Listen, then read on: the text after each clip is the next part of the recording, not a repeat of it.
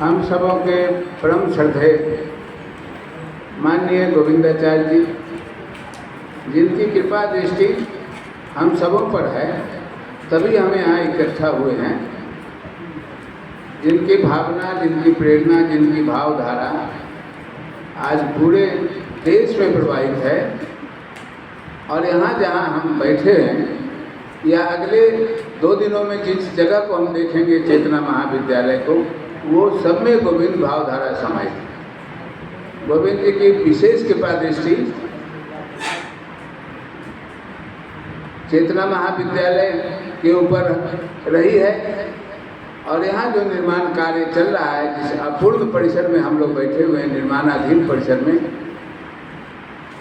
उसकी प्रेरणाओं में भी माननीय गोविंदाचार्य जी की भावना समाहित है।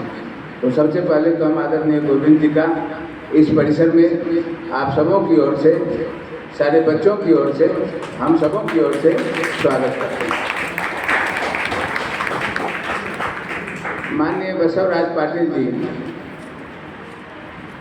जो एक मित्र स्वरूप विगत वर्षों से हमारे साथ जुड़े हैं, और जिनकी भावना और कृपा के परिणाम स्वरूप ही आज यहाँ ये शिविर आयोजित हुआ है।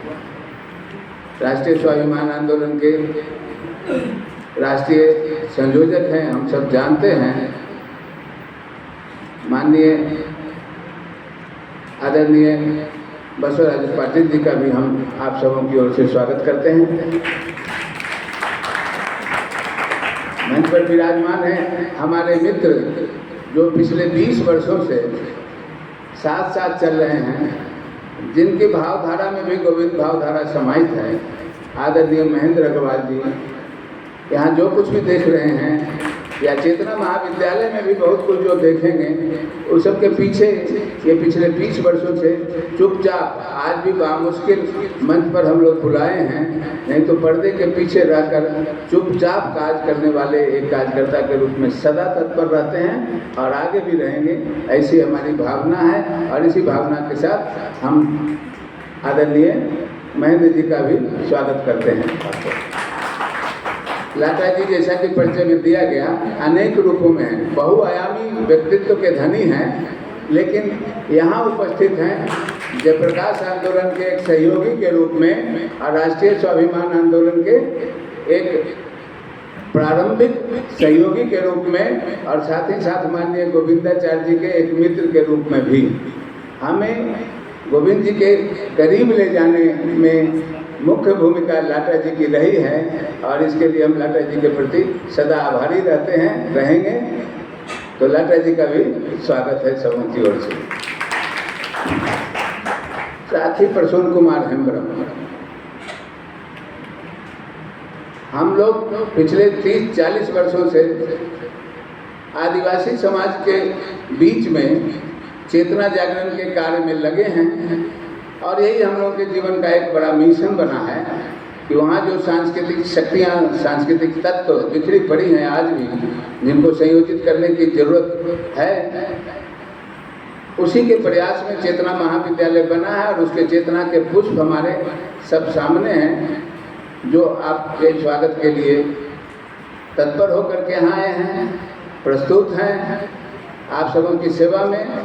जिनकी भावना गोविंद भावधारा से मिलती जुलती है, मिल चुकी है, और गोविंद भावधारा का प्रयोगशाला ही है चेतना महाविद्यालय, हो यही है, जैसा कि हमने बताया। तो सभी बच्चों की ओर से भी, और हम सभी साथियों की ओर से जो पिछले 30-40 वर्षों से हमारे साथ चलते रहे हैं, जिसमें साथी प्रसून कुमार हेम्ब्रम जी भी हैं, जो हमारे चेतना महाविद्यालय के सचिव हैं, वहाँ जो लक्ष्मीकांत आदिवासी संघ था, जिसके द्वारा ये हम लोग का प्रकल्प संचालित है, उसके संयोजक भी हैं या सचिव भी हैं, या उससे भी बढ़ करके हम राही हैं, हम सफर हैं, और दिगंत पथ पर साथ साथ चलने वाले साथी हैं। इन्होंने भी संथाली भाषा में MA करने के बाद पूरा अपना जीवन इस मिशन के लिए समर्पित किया है। ऐसे ही 20-25-30 लोगों की टोली यहाँ से वहाँ तक कल आप देखेंगे, जो कि नेतृत्व कर रहे हैं, वहाँ भी और यहाँ भी। जो यहाँ है वही वहाँ है, वहाँ जो चेतना महाविद्यालय है वही चेतना शोध संस्थान में, दोनों में कोई अंतर नहीं है। 4 कार्य जो हम लोगों ने लिया है, समाज में व्यवस्था परिवर्तन के लिए कहें या भारत प्रस्थ गरीब प्रस्थ व्यवस्था की बात कहें या संपूर्ण क्रांति की बात कहें, तो उसके 4 आयाम को हम लोगों ने कार्य के लिए चुना। वो है एक शिक्षा का क्षेत्र, शिक्षा में गुणात्मक बदलाव हो, परिवर्तन हो, आमूलचूल परिवर्तन हो, इसके लिए हम लोग सोचते हैं, विचार करते हैं और जो थोड़ा बहुत बन पड़ रहा है वो करने का प्रयास करते हैं। स्वास्थ्य की दिशा में भी हम लोगों ने प्राकृतिक चिकित्सा के केंद्र एक बनाया है और इन बच्चों को और पूरे समाज को इस बात के लिए प्रेरित करते हैं कि जीवन शैली में बदलाव करके प्राकृतिक चिकित्सा के माध्यम से ही हम प्रकृति केंद्रित जीवन की ओर बढ़ सकते हैं, प्रकृति केंद्रित विकास की ओर बढ़ सकते हैं। तो शिक्षा, स्वास्थ्य, तो 2 प्रकल्प तो वहाँ हैं जो देखेंगे कल परसों जब समापन होगा तो। और यहाँ से मूल रूप से स्वरोजगार और पर्यावरण 2 क्षेत्र में कार्य करने के लिए हम लोगों ने चुना। स्वरोजगार, जिसके बारे में गोविंद जी हम लोग को बताते रहते हैं, वही भावना से कैसे स्वरोजगार हो, कम पूंजी कम लागत के कैसे व्यवस्था खड़ी की जाए, इन चीज़ों पर हम लोग सोचते हैं, विचारते हैं। और चौथा है पर्यावरण, जिसको पर्यावरण में हम लोगों का मूल है कि आध्यात्मिक चेतना, सांस्कृतिक चेतना, अंतःकरण के पर्यावरण को शुद्ध किया जाए। जब अंतःकरण के पर्यावरण शुद्ध होंगे तो बाह्य पर्यावरण भी शुद्ध होगा। इन्हीं भावनाओं के साथ प्रसून जी का स्वागत करते हैं, क्योंकि इसी सब कार्य में ये सभी साथी लगे हुए हैं। गदाधर विद्रोही जी हमारे मित्र, जो गोविंद भावधारा जिनके कण कण में है और जो विद्यार्थी काल से, विद्यार्थी परिषद के समय से गोविंद जी के साथ जुड़े रहे हैं। और जब से ये अभियान शुरू हुआ है गोविंद जी का, गोविंद भावधारा का, चाहे वो रचनात्मक माध्यम हो, बौद्धिक हो, संघर्षात्मक हो, सब में साथ साथ चलते हैं। तो विद्रोही जी का भी हम इस मंच से स्वागत करते हैं। चूँकि ये अवसर है और आप सबों ने हमें मौका दिया है, इसलिए हम कुछ बातें गोविंद जी के बारे में, जो कि गोविंद जी के हम जिस रूप में देखें, गोविंद जी को अनेक रूप में देखते हैं। परमात्मा के स्वरूप तो कुछ है नहीं, जो जिस रूप में देखता है परमात्मा उसी के रूप में देखते हैं। तो मैं जिस रूप में गोविंद जी को देखा हूँ, समझा हूँ, उसी के संदर्भ में कुछ पंक्तियाँ आपको अगर इजाज़त हो तो समर्पित करें।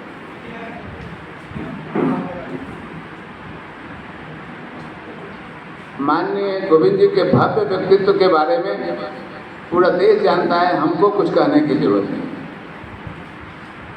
लेकिन यही छठ का अवसर था और उसके कुछ दिनों के बाद बनारस में भारत विकास संगम का होना था तय था। एक ऐसी चिट्ठी गोविंद जी ने लाटा जी के पास भी भेजी थी। छठ के प्रसाद खाते समय लाटा जी ने कहा कि जो आप लोग कर रहे हैं इतने वर्षों से, वही गोविंद जी करने का प्रयास कर रहे हैं नए सिरे से। तो सच पूछे तो राजनीति में मेरी 0% भी कोई इंटरेस्ट न कभी रही है। गोविंद जी को हम जानते थे भारतीय जनता पार्टी के महासचिव के रूप में, तो हम लाटा जी से बोले भी कि भाई हम राजनीति वाले में हम कहाँ ले जाएं, तो बोले कि नहीं आप चलिए ना, आपको अच्छा लगेगा।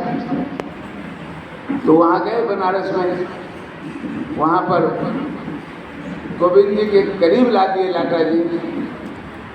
और उसके कुछ दिनों के बाद अचानक गोविंदाचार्य जी पहुंच गए चेतना महाविद्यालय। पता नहीं कैसे पहुंच गए, लेकिन वहां आ गए। तो हमको तो लगता है कि मैं तो तुलना नहीं कर रहा हूँ, मेरे जैसे एक छोटे कार्यकर्ता को अगर मान लें कि वो विवेकानंद जी के रूप में खड़ा है, तो रामकृष्ण परमहंस के रूप में खोजते हुए कहाँ से पहुँच गए, यही हम कह सकते हैं संक्षेप में कि पता नहीं है। मेरा सौभाग्य था, फिर वहाँ आए, बच्चों को देखे, और ये जो पूरे हमारी टीम है उस दिन से गोविंद जी को समर्पित है। चेतना महाविद्यालय के एक एक बच्चा, एक एक व्यक्ति गोविंदाचार्य जी को समर्पित है। उसी दिन से, जिस दिन माननीय गोविंद जी अचानक, उस दिन रुक्ता जी भी थे साथ में, तो उनको लेकर आए थे। और तब से ये प्रक्रिया चल रही है निरंतर और चलेगी।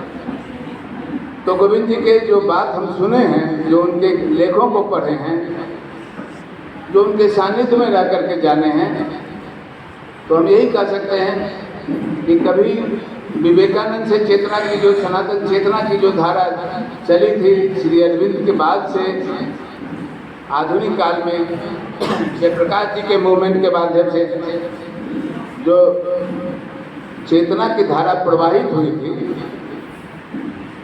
और जयप्रकाश जी के आंदोलन से जो बातें आई थी संपूर्ण, वो सारी बातें गोविंद जी जो कहते हैं उसमें समाहित है, ऐसा मैं महसूस करता हूँ। इस भावधारा के 3 स्रोत हैं। रचनात्मक स्रोत, जिसके बारे में वो कहते हैं कि पूरे देश भर के जितने भी रचना के कार्य में लगे हुए सज्जन शक्तियाँ हैं उनको एक मंच पर करें। भारत स्वाभिमान के बारे में स्पष्ट हम सब जानते हैं कि जो राष्ट्रीय मुद्दे हैं, जो राष्ट्रीय समस्याएं हैं, उसके बारे में पहल करना, सतत पहल करना और इसको सतत मूवमेंट के रूप में बनाना, उन मुद्दों को, उन मूल्यों को सामने लाना जो इस राष्ट्र की चेतना से जुड़ी है, उसी के मुताबिक व्यवस्था का निर्माण कैसे हम सब जानते हैं। और हमें ही सोचना विचारना होगा, गोविंद जी कहते हैं पढ़ना लिखना होगा और भारत को जानना होगा, भारत की संस्कृति, उसकी आत्मा की खोज करनी होगी। इसकी भी एक धारा चलती है। इन्हीं बातों के साथ कि जो गोविंद भावधारा है वही भावधारा हम सबों की भावधारा हो, हम सब मिलकर के गोविंद भावधारा के संवाहक बने। इसी निमित्त ये चिंतन शिविर आयोजित है। ये चिंतन शिविर सफल हो, अपने लक्ष्य में सफल हो, हम सब यहाँ से जाएं तो हमारे पास एक संकल्प हो, एक भावना हो, एक चेतना हो और कुछ कर गुजरने की भावना हो। इसको लेकर हम इस परिसर से जाएं। इसी भावना के साथ हम अपनी वाणी को विराम देते हैं।